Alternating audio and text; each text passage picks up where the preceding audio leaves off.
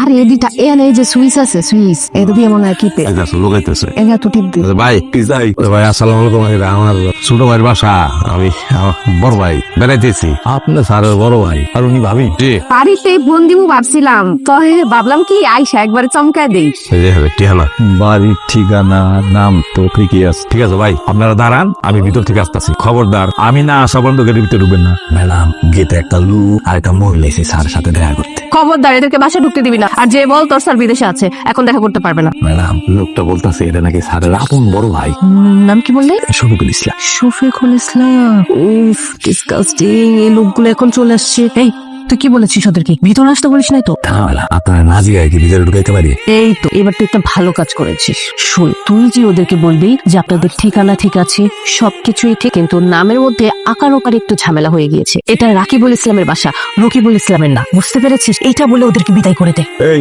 আপনার এখানে খারাপ হয়েছে আপনি মনে করছেন যাইতে আপনি তো খারাই থাকতেই কইছেন আর মিয়া খালি বাড়ির ঠিকানা মিল থাকলে হইব, বাড়ির মালিকের নাম মিল থাকতে হইব না? আপনি ছোট ভাইয়ের নাম হলো রফিকুল ইসলাম আর এই বাড়ির মালিক আমার স্যারের নাম হলো রাকিবুল ইসলাম, হ্যাঁ বিদেশ থাকে। এটা আপনাদের ছোট ভাইয়ের বাড়ি না, যান। ভাইয়া ভাবি তুমি এখানে? দেখুন অবস্থা ভাই রে 3টা দিন হয়ে গেছে ঢাকা শহরে আইছি খুঁজতাছি তোর বাসা পাই না ঠিয়ানা মিলে তো মানুষ মিলে না মানুষ মিলে তো ঠিয়ানা মিলে না কি যে একটা বেড়া ছাড়ার ভিতরে পড়ছি রে ছোট মিয়া বাসে তো নাই মাই তো তোমারে ফোন দিছি তোমার মোবাইল বন্ধ কে? ভাবি আমি হঠাৎ করে দেশের বাড়ি চলে গেছিলাম যার জন্য আমার নাম্বার বন্ধ পাইছো। তো তুই এনে গেলি গা তুই কি কোনোভাবে খবর পাইছো যে আমরা এনেছি? খবর পেলাম কিভাবে মানে? এটা তো আমারই বাড়ি ভাই। কি গছ তোর বাড়ি? হ্যাঁ ভাই এটা আমারই বাড়ি। কোস কি তুই তোর নাম তো রফিকুল ইসলাম এটা তো রাকিবুল ইসলামের বাসা ইকবাল ভাই তৈরি কইছি আমরা রে কি ইকবাল ভাইয়া গেল কি বলছো? এটা আমার বাড়ি না? স্যার আমার কোনো দোষ নেই স্যার।